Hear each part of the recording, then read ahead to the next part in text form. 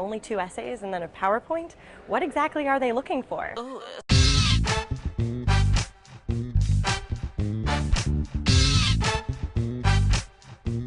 Welcome to MBA PodTV. I'm your host, Dilini Fernando. I'm a second-year student at the University of Chicago Booth School of Business, and it wasn't that long ago when I was in your shoes, trying to put together an application, remembering full well what the competition was like. So today, I'm going to take you behind the scenes to find out what it takes to put together a solid application. Today, you'll get application advice from Graham Richmond, CEO and co-founder of ClearAdmit, an MBA admissions consulting company. You'll also hear from Deputy Dean Stacey Kole, and you'll meet several of my classmates. So stay with us as we show you how to get into Chicago Booth. At Chicago, we select students because of the talent and experience that they have, and then we ask them to leverage that experience and talent in choosing their courses, in picking their extracurriculars, and in charting their path through their MBA. Would argue there's no other MBA program that gives students the degree of flexibility that our students have. So it's this ultimate flexibility supported by a philosophy we have here that tells students that they should think big, dream big, and count on us to be there for support. The thing that stands out to me the most is this sort of self-directed curriculum. So students there really get to design their own curriculum. It's an incredibly flexible program. There are some requirements, so I don't think, sometimes people imagine that you show up and you just pick whatever you want. It's not quite that. There are requirements in kind of core areas, but even within that you get to choose how you want to satisfy those requirements. So it's an incredibly sort of self-directed, flexible program. Say you come in with a really strong finance background. You're not stuck in an intro to finance class, wasting time and money on things that you already know. Whereas if you come in with a strong marketing background, you don't have to take Marketing 101 first thing. I came in, and I haven't even taken a marketing class yet, but I came and I took Intro to Finance, Operations, Managerial Accounting, things that I needed to learn in order to help me recruit for what I wanted to do for the summer. So I find that the flexible program, it helps you shape the experience that you want to have, but it also, I think, reflects the respect that Booth has for us as adults to make our own choices and shape our own experience, and that's one of the sort of qualitative aspects of Booth that really drew me in. What I found interesting about Booth was the fact that it's a very intellectually challenging culture, and by that I mean you're here doing tough academic work, but you're not supposed to follow the book or follow a script. You're supposed to have a constant debate and a constant discussion of ideas, and that sounds really cheesy, but that's actually what happens here. So when I saw the culture, when I was visiting and I was doing my due diligence process, it clicked with me. Another thing that stands out for Chicago is the fact that they're very good at placing people in the Midwest. Obviously they're good at placing people everywhere, but they place a fair number of their graduates in the Midwest. So for students looking in that region in particular, it's obviously a winner. And so there is a quantitative rigor in that program. I mean, they have a great finance department. They place a lot of people in finance positions. They also have, over the years developed a track record of placing people across many disciplines, but finance is a strength for them. When I was putting together my application, I spent a lot of time trying to explain how my unique background in music, entrepreneurship, and radio would add to the diversity of a classroom. I know many of you are looking at your own extraordinary accomplishments and wondering how can you make those stand out. Let's hear more from Deputy Dean Stacey Kole on how to distinguish yourself and make that application stand out. I have this not very technical term I'll call sparkle, which is something that I look for when I read an application. We're really trying to identify individuals who have a tremendous passion and follow that passion where it will take them. When a candidate really sparkles, it's that you want to sit down and talk to this person. You want to meet this person. You want to know more about them. And so it's not having everything buttoned down so much so that you have a 30-second elevator pitch on where you'll be in 10 years. We really don't believe you know the answer to that fully, because life will take you in different ways, but that you've demonstrated that you can lead and take an idea and bring it to life, that you can work well with others, and it's that type of evidence that leads a candidate to bubble up to the top. Business school can be an intense experience, both academically and socially. People are passionate and they want to get involved.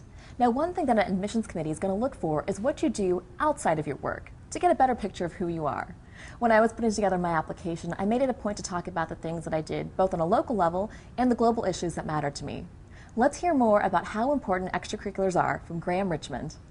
There's a misperception in the applicant pool that in order to get into a top MBA program, you have to spend your Sundays in a soup kitchen, or that it has to be community service. When the reality is that, why do they care about these outside activities? Well, the reality is they care about them for two reasons. One is that they want to admit students who are going to contribute to the day-to-day life on campus.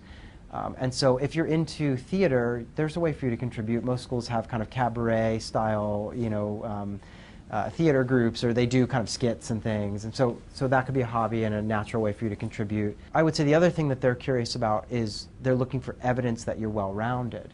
And the reason for that is that they think that global leaders or kind of really talented leaders are capable of navigating in many different arenas, and that you have to be well-rounded to do that. And so you've got to show that you're doing something with your spare time, because it's just not enough to be working.